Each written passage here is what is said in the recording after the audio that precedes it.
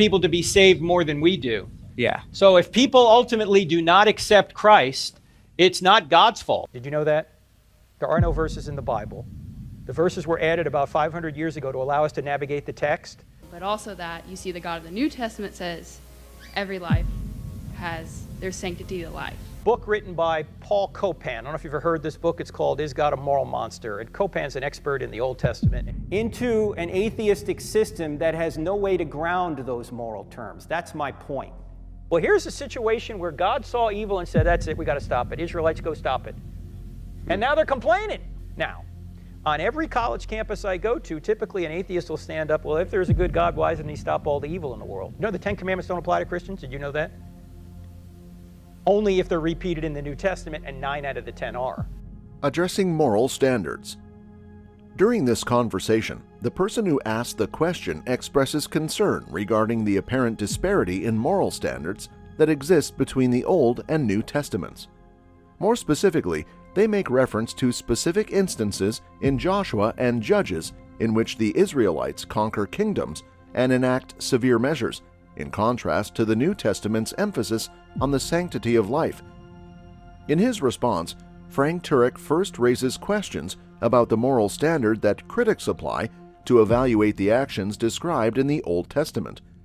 It is his contention that atheists in particular are confronted with the difficulty of establishing a consistent moral standard without making reference to a higher, more authoritative source.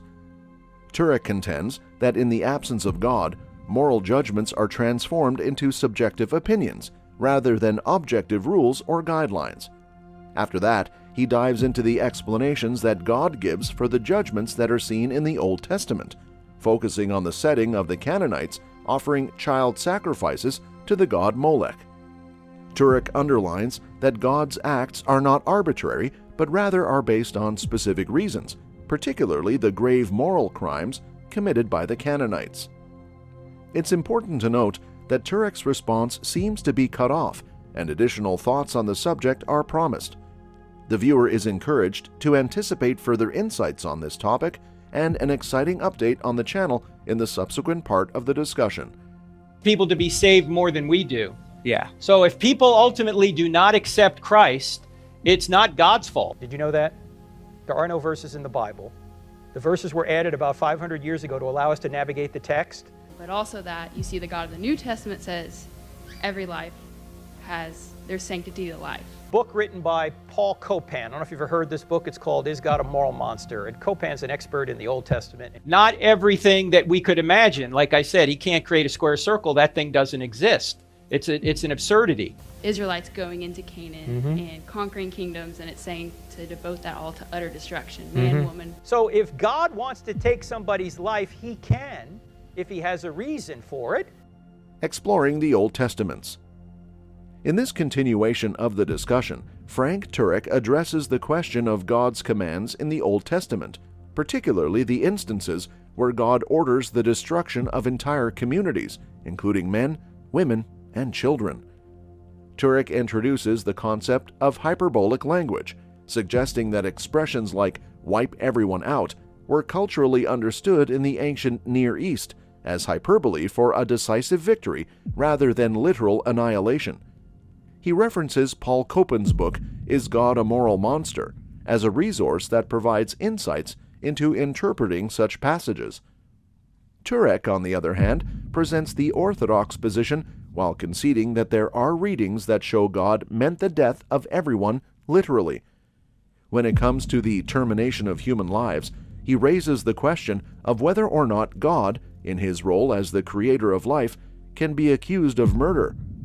In Christianity, death is seen as a transition rather than an ultimate end, and Turek contends that God, as the ultimate authority over life and death, has the right to usher people into the next life.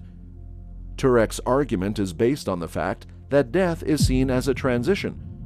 This response navigates the theological intricacies of the commands found in the Old Testament and encourages viewers to examine alternate readings while simultaneously highlighting God's sovereignty over life and death.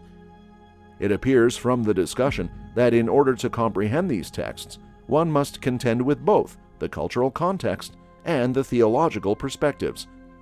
When we talked about moralism, or we're talking about moral standards, how do we reconcile the moral standards? To say that God forces free people to do what they want to do, that would be a contradiction. So when I refer to the Old Testament, I'm typically referring to specifically like Joshua and Judges. The issue is, why is altruism, as you put it, or caring for one another, a good thing? The question I want to ask is, if there is no God, why is any Old Testament atrocity wrong? Is God committing murder by ending lives on earth? When somebody dies, does God murder them? Yet on the other hand, if they were exactly the same, they'd say, well, they were just copied from.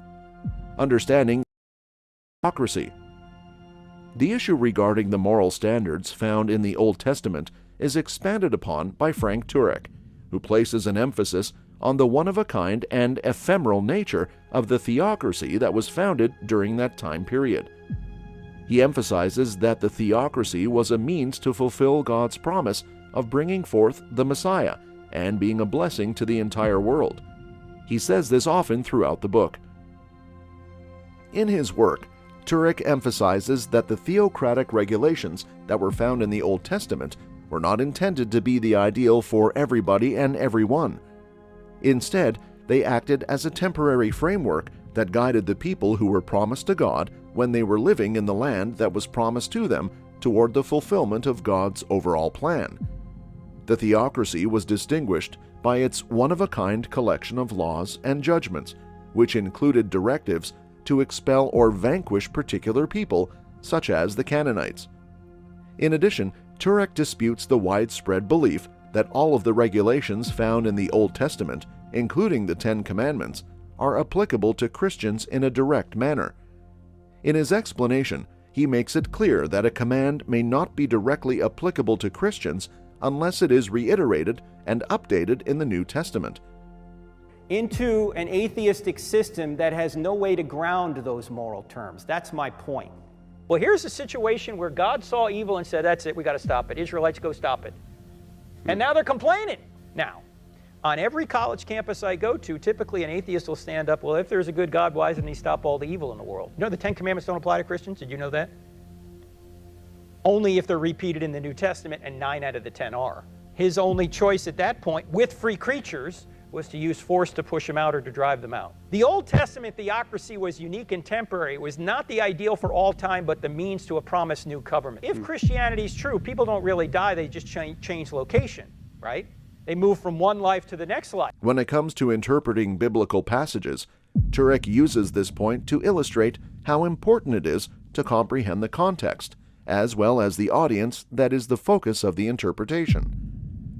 Turek makes a passing reference to the function of verses in the Bible, pointing out that they were included approximately 500 years ago in order to facilitate navigation. He warns against reading verses as if they were solitary truth nuggets, highlighting the importance of taking into account the larger context and avoiding selective application. In conclusion, Turek offers a nuanced viewpoint on the theocracy that is found in the Old Testament. He encourages viewers to acknowledge the temporality of the theocracy, as well as the precise role that it served within God's wider plan. Because of the discussion, a careful approach to biblical interpretation is encouraged, one that takes into consideration historical and contextual aspects. Now, what they will say is, yeah, but God went too far. He said wipe out everybody, including the children. No, God can't murder anyone because he's the creator of life. So when he takes life, that's up to him. This doesn't appear to be a story. It appears to be a historical account. From the Bible, right? God's stopping the Canaanites for killing children, but then God says go in and kill them anyway. How does that make any sense? And the reason I don't, it's not because the Bible doesn't mention it, it's because I don't think it works. If you're an atheist, there is no moral standard. It's just your opinion, okay? But a fair question for an atheist would be to say, yeah, but you're saying your God's loving. If God exists, you seem to be kind of apathetic about it. Yeah. Irony in Richard Dawkins' critique. In exploring the subject of the Old Testament and moral standards, the discussion delves into the book Is God a Moral Monster by Paul Copan. The speaker, emphasizing the importance of the book, encourages the audience to read it for a more comprehensive understanding. The discussion then takes a step back to consider two statements from Richard Dawkins, a prominent atheist. The first quote suggests a universe devoid of rhyme, reason, justice, purpose, evil, or good, operating under the influence of pitilessness and indifference. The second quote asserts that DNA, devoid of caring or knowing, dictates the course of existence. The speaker finds irony in Dawkins' position, pointing out that, to accuse God of being a moral monster, Dawkins must paradoxically borrow an idea from within Christianity and inject it into his atheistic worldview.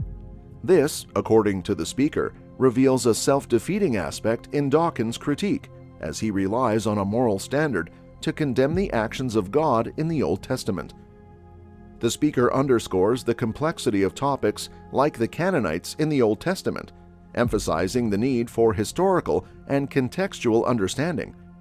Without such knowledge, misinterpretations can arise, leading to incorrect conclusions. The speaker expresses concern about the potential for misunderstanding biblical texts and highlights the importance of context in avoiding misinterpretations. Is God arbitrary, or does he give reasons for judging people in the Old Testament? Solid question. He gives reasons. Okay, I don't have time to do that. I rely on them. I'm not going to sit around and say, God, give me some corn. Is that the Canaanites were sacrificing their children on the molten hot god Molech. All sin separates us from God, but not all sin is the same.